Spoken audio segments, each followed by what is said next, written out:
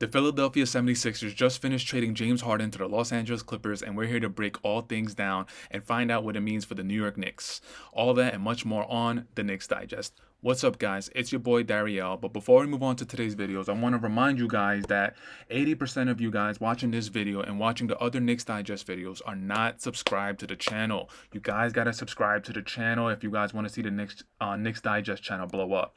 So smash that subscribe button, follow the channel, and you'll be up to date all Knicks news. The basketball world woke up to a bombshell of a trade when Adrian Wojnarowski broke the news that James Harden was going to be traded to the Los Angeles Clippers. Before we move on to how this heavily affects the Knicks, from a bird's eye view with the Harden trade, I think the Clippers made a mistake.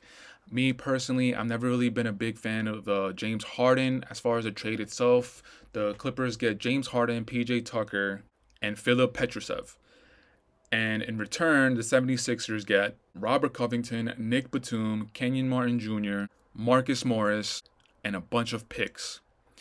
Now, in my estimation, I think the Clippers gave way too much up for James Harden. James Harden at this point of his career is pretty much a question mark. The guy has quit on the last 3 teams. He asked to be traded out of Houston. He showed up to, I think, the first preseason game or maybe the first regular season game, just obviously being overweight. Then he got his request and he went to the Brooklyn Nets, and then the whole Brooklyn Nets thing with Kyrie, KD, and James Harden. James Harden didn't like how Kyrie handled the whole vaccination situation. He requested to get out of Brooklyn, and Brooklyn gave him what he wanted. He requested to get out, and Brooklyn sent him to the 76ers, where the Brooklyn Nets got Ben Simmons back. So now James Harden is with the 76ers, where he paired up with Joel Embiid, and everybody was going crazy saying how James Harden is a former MVP, and now he's going to be playing with, at the time, a MVP caliber type player, and this is going to put Philadelphia 76ers over the top.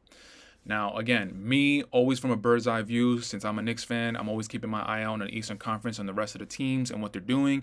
I was never convinced that James Harden, whatever team he goes to, is going to help out that team. James Harden, to me, in my eyes, he is not necessarily a winning player. The only situation in which you can argue in which James Harden had a winning situation was in 2018. I believe it was the 2017-2018 season when he was the NBA regular season MVP. In that season, he finished averaging 30.4 points per game, 8.8 assists per game, 5.4 rebounds per game, shooting 36% from three-point field goal on 10 attempts from 3 points.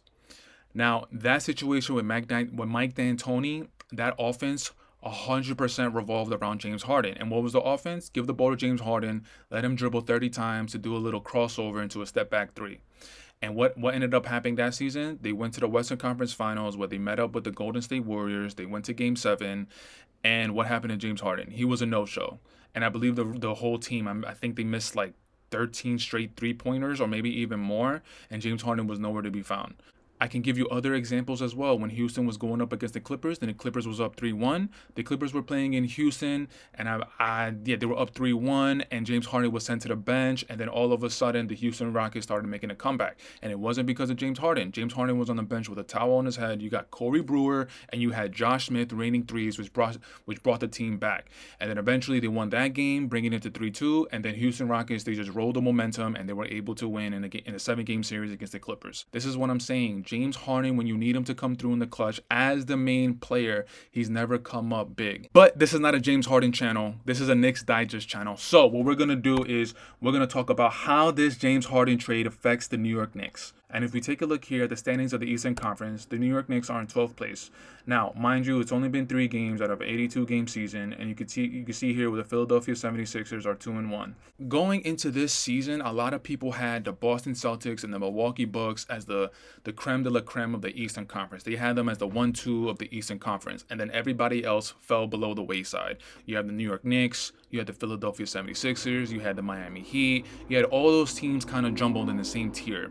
Well, now that the Philadelphia 76ers have traded arguably their second best player, even though I think the second best player is Tyrese Maxey, they traded James Harden to the LA Clippers, and they brought in a whole bunch of players to replace him. The Philadelphia 76ers is going to take some time to adjust. It's going to take some time to plug those players in, to learn the rotations, to learn the offense. Now the thing is, they got Joel Embiid, who is last season's MVP, and he might be top 5 NBA player right now. Another team that you have within the second tier of the Eastern Conference, you also got the Cleveland Cavaliers with the addition of Max Strus, with the addition of Gorgie Niang. You got Donovan Mitchell returning, Evan Mobley another season under his belt, Darius Garland another season under his belt. But there's been a lot of rumors that Donovan Mitchell wants to come to the Knicks, and at the end of this season, he's going to leave. So there's also that the Cleveland Cavaliers have to deal with. The Eastern Conference, every team you can point to, every team that's going to be contending, they have a question mark. The Boston Celtics picking up Drew Holiday and Kristaps Porzingis. To me, the biggest question mark is Kristaps Porzingis. Is he going to be able to hold up an 82-game season going into the playoffs? Yeah, he looked good, especially in the first game against the Knicks, where he looked like the second coming of Michael Jordan. But again, is Kristaps going to be able to hold up? Is his body going to be able to hold up and not get injured? The Milwaukee Bucks, the addition of Damian Lillard. Of course, everybody knows Dame time. Everybody knows Damian Lillard. If it wasn't for Steph Curry, he'd be regarded as the best point guard, as the best shooter in the game. But Damian Lillard is coming into a winning situation. How does Damian Lillard gel with Giannis, another top 75 player? We've never seen Dame have a teammate be on Dame's level or that much more better. No disrespect to CJ McCollum, but CJ McCollum is not Giannis. CJ McCollum is not a top 75 player. And again, Damian Lillard and Giannis, they're gonna have to have time to gel to get more chemistry within the pick and roll, within the pick and pop. Damian Lillard has to get more chemistry with the offense, with the rotations, with his other teammates.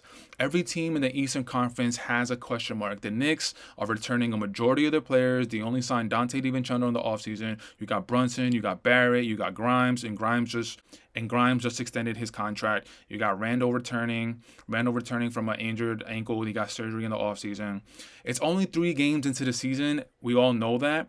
But with this James Harden trade, what it does, it really does open up the Eastern Conference, and it gives the Knicks an opportunity to be ahead of the tier 2, to be the creme of the tier 2. Because after Boston and Milwaukee, everybody else is going to have to fall in line. Everybody else is within the same tier, and the Knicks could be at the head of that tier. But we got to wait and see until the 82-game season plays out. What I should be doing is I should be highlighting RJ Barrett's game. Now, it's only been 3 games into the season. It's 82 games. I understand it's a marathon and not a sprint, but if we take a look into RJ Barrett's numbers, in the 3 games, he's averaging 22.7 points, 3 rebounds, 3.3 assists, shooting 47% from the field, 37.5 from the 3-point, and he's converting his free throws at 82%.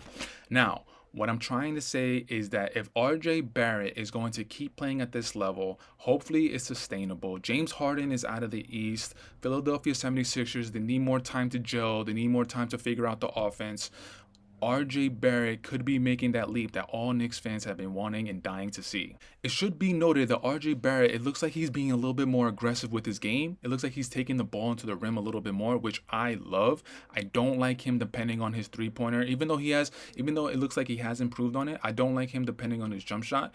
If your jump shot's not falling, go to the rack, go to the line, see the ball go through the hoop, develop up your confidence, and it looks like he's doing it. So, guys, the Eastern Conference has had another shakeup. James Harden just got traded to the Western Conference, and the Knicks have an ample opportunity to become the head of the second tier of the Eastern Conference. Hopefully, this news bodes well for the New York Knicks, and they have a great season, and you never know. Maybe they make it to the Eastern Conference Finals, and they make an appearance. But until next time, guys, we'll check you out in the next video. Peace.